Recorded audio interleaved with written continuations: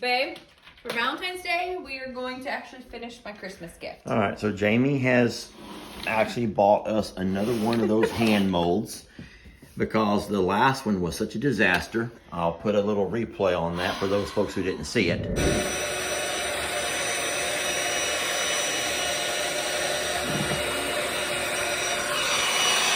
Just hold my hand the normal way. Babe. And then we dip. What are you doing with that weird thing? Like this. Okay. Are you okay with this? Yeah. Everything's showing that you want us to have shown? Yeah. Are you sure? Yeah. Can you hold it this way for 5 minutes? We're about to find out. Why are you? I'm not as tall as you. Okay, you're about to break. You're not double jointed, Jamie. You're about to do that double jointed weird thing. Oh, no! No, Jamie! I told you! We waited too long. I told you! Move! Move! Oh, no! Jamie! I told you it was a problem! Jamie! But here's what I'm bothered by, Jamie. We've already made a hand mold. Babe. I remember I did it for us. All right, and now put your hand, choose your color. Which hand? Jamie, don't start this. There's no one gonna say that Lester didn't get his hand mold. I found a way to still give us what we were looking for. Well, but you're insistent you want a real one this I time. want the real deal. I'll take both. Does that count? Oh, okay. We got one there for the fridge, and then we'll work on another one. Let's hope this one goes better than the last one did. I think we learned a lot from our mistake. All right, so being that it is Valentine's Day weekend, I did think I would dress up for Jamie. She's asked me to dress up, so I done that. And now she wants to practice our hand dip before we actually do it. Well, you just gotta be sure you can sit here for 5 minutes like this. Now, not to worry, folks, because Jamie also has had me print out some questions to answer that I'll play for you all while we're sitting here holding our hands inside the mold.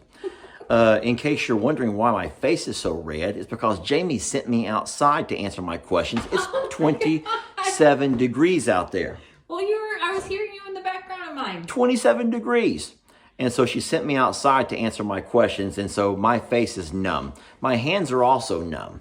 But I did answer the questions for you, Les. Okay. Let's go. Hands in.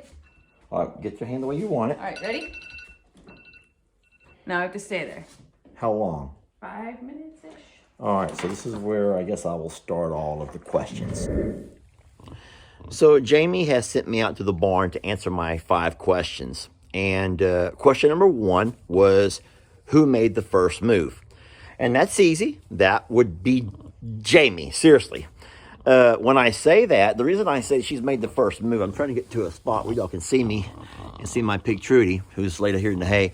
I was just a few months after the Hurricane Harvey flood, and Jamie actually reached out to me. Now, it wasn't anything romantic at first, obviously. It was Jamie, along with what feels like thousands of other people, had just seen that video, and they wanted to do something to help. And so there wasn't a whole lot to do, folks. To be honest, there was nothing to do. There was nothing here. Everything was trashed and wasted. And I tried to explain to folks that I don't need bleach. I don't need paper towels. There's nothing here. People don't get that. People just did not understand that. But whereas most folks says, okay, well, we offered. Jamie and the folks that she was working with were very persistent. They were persistent, and so they wouldn't stop. And so at some point, I finally agreed to meet Jamie. Travel, so she was going to be in this area. So they brought a delivery by, and so now that's how I first met her. I don't know if that's really where this question's coming from or where it's going. But who made the first move? I guess it was after we had met, and she seemed she seemed nice. She was very professional, very, very pretty, very well dressed. It was funny. She'd come to a farm and she was not wearing boots, but she'd come from work. So I guess after that point, we exchanged numbers, and I may have just said, hey, thanks a whole lot for all the things, and I may have told her how things were going, and she probably came back with, that's great to hear, and let us know what else we can do, and by the way, how's Patty?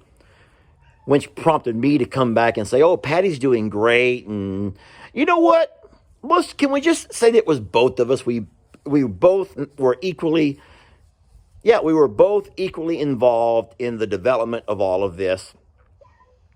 Now, if you want to know who made the first move, we had agreed to have dinner at one of her next trips into town. We had agreed to have dinner, and so I told her a place that I knew that wasn't too far from here, wasn't too far from work. And we met at a nice little restaurant in the bar area. And now, as far as that kind of move, it may have been me, because I think that I probably suggested a back rub or something.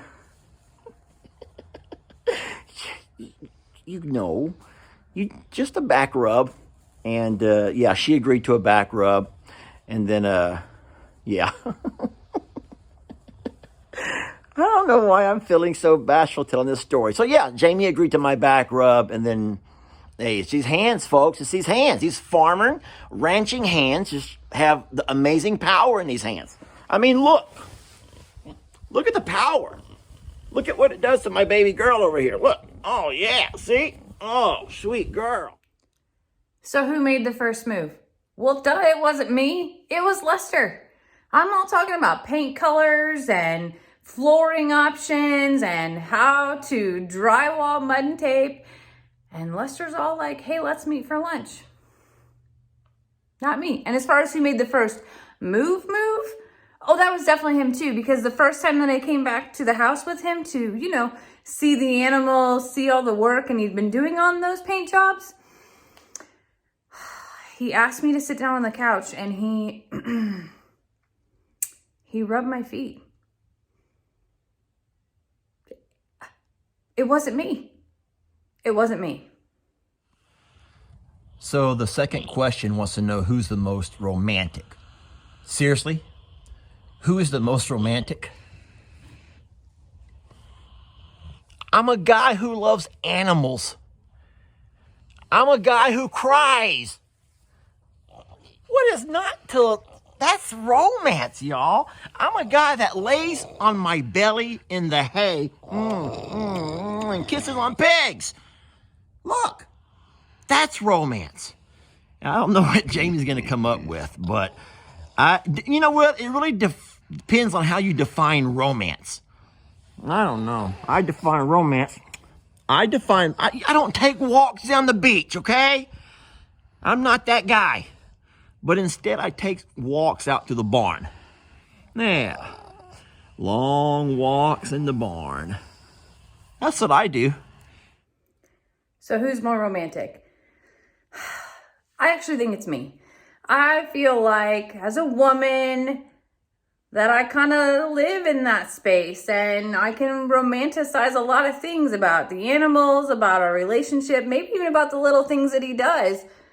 Even when he stops and offers me a ride on the tractor, as silly as that sounds, that's romantic to me. To him, it's just like, hey, do you want to go along? But to me, I'm all like, oh, yes, I do. So, me, I'm more romantic. Question 3. Who works harder?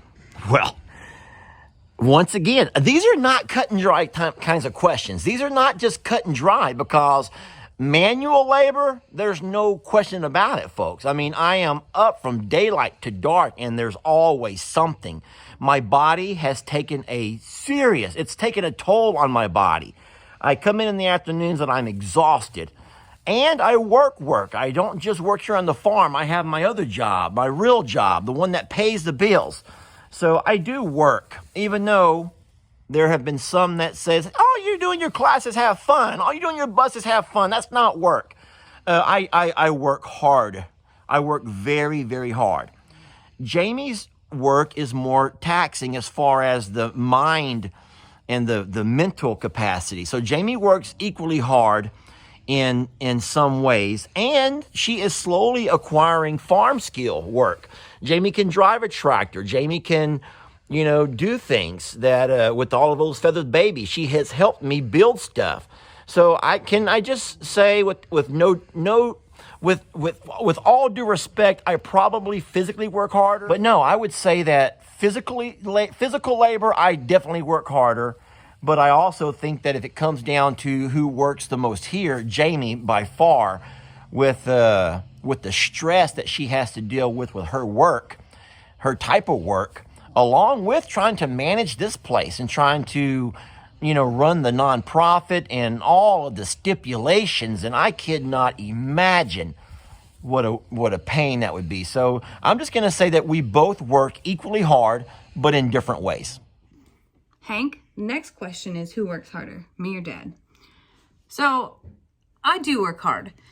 It's busy. It's nonstop. I do a lot of multitasking, a lot of shuffling, a lot of juggling, but Lester does the laborious work. He will not let me lift a bag of feed. He will not let me do jobs that I know I'm capable of, but that he doesn't want me to have to do. And he takes on all of the laborious work. And even though we're both busy before sunup to past sundown, I still say that he takes the cake on working hard. This next question is so dumb. I don't even know why anyone would ask this of me. Who is most likely to cry during a sad movie? Not me. I have learned the power of manning up. I could turn the switch, folks, and man up. You may have seen a few moments when I chose not to turn the switch, but I turned that switch and I man up. Oh, man, no, there's nothing going on here. No. Maggie, baby, they want to know who would be the first to cry in a sad movie. Well, have y'all not heard the phrase, man up, Lester? Oh my God, baby. How did you survive that? Okay, man up, Lester. Oh, there's Meg. Sorry, we couldn't help y'all. Okay, I'm gonna try to man up a little bit. Because I know you've heard it. We've all heard it. That means that Lester's going to go ahead and cry through that while he coaches himself out of it. I love that about him. I'm going to look right over at him and I'm going to bawl my eyes out right along with him. But he's still first. So this last question, sorry, I've came inside to get out of the cold. And so you'll have to excuse that clucking noise. In case you don't already know this, we have brought this little one inside the house to sit on her babies, on her eggs, because it's just too cold out there tonight. But no, so the question asks, who brings more to the relationship? And folks, I hope that I answer this for every couple out there, that it's obviously the women. I mean, think about it. It's you women who keep us men straight. I know personally, Jami has the power to, well, not only does she manage all of the finances, but she also manages all the kids. She makes sure that our clothes are always clean, that we always have food, on the table. And, of course, I do my part. But Jami, we've kind of defined our roles, and there's things that, she knows that I'm better at. And so I take a lot of pride in doing the things that I'm good at. In saying so, I'm not as good in some areas. And so Jami has made those her roles. Not only that, but she doesn't drink, she doesn't smoke, she doesn't curse, she doesn't run the roads, and I don't have to deal with her having girl night outs, all the time. She prefers to spend her time here with me. We date from home, if that makes any sense to you. Occasional Starbucks or a dinner here and there, but No, who is who brings the most to this relationship? That is easily Jami. You know, I honestly, I don't even know why sometimes Jami wants to be with me. I have always had some insecurity issues with just myself, my self-esteem. But no, Jami, she puts up with me, you know, she deals with me. I'm rough around the edges. I'm not, you know, the guys that Jami meets on a daily basis through her work are very well, is it refined? Refined gentlemen, very well, you know, nicely dressed men, very well spoken. I say whatever comes to my mind. I just spit it out of my mouth, and I don't think before I talk, which has got me in so much trouble. And, you know, I love my kids, and I'll do anything for them, but I don't always think about what's might be dangerous before we do it. And as far as this farm goes, I mean, yeah, I know how to manage and how to run things, but Jami's the one that kind of like makes it to, that's just hay. But Jami's the one that kind of puts it into kind of an organized schema where it actually looks like it makes sense. No, Jami by far brings the most to the relationship. I don't know what I would do without her. Seriously, I don't. Jami has stood by me when everybody, and when I say everybody, I mean everybody. I'm not going to say any names, but when everybody has turned their back, everybody, Jami has been right there. She has always been the person who got my back. She, you know, a lot of folks use that expression that, you know, you want to have people in your circle. But Jami has taught me the importance of that word. You want to have people, you know, in your corner, because people in your corner, like in a ring, those in your corner got your back. Those in your circle, they might at times, and many times they don't if it doesn't benefit them. And so, no, Jami by far, I'll be honest. And in these other questions, it's been fun to maybe think that I might have more of a role than what I do, but no, by far, Jami is the rock of this foundation. She has a way to balance me out and bring me back to earth. She has a way to take my mind out of some really lousy places where I can find myself. And I don't know what she sees in me. So honestly, most of us men probably feel the same way. We don't know what you women see in us and why you keep us around. But I think that most of you ladies, you know. So who benefits more from this relationship? Well, I would say me, because of the amount of growth and learning that has happened in my life from before Lester to now. And I feel like every day, I'm going to cry, that he makes me a better person.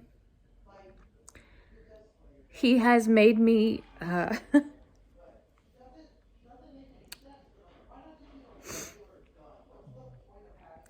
he's made me believe in myself. He's made me he's pushed me to limits that I didn't know that I could reach. He has helped me focus on what's important and help me see new ways to handle the stress in my life. And he has shown me what space and what beauty that you can find in things that can't be bought. And he has shown me companionship. And he's definitely taught me patience. I'll say that. So when I look at all of the blessings in my life, and when I look at how much of my life has changed, so I don't know what I would do without Lester.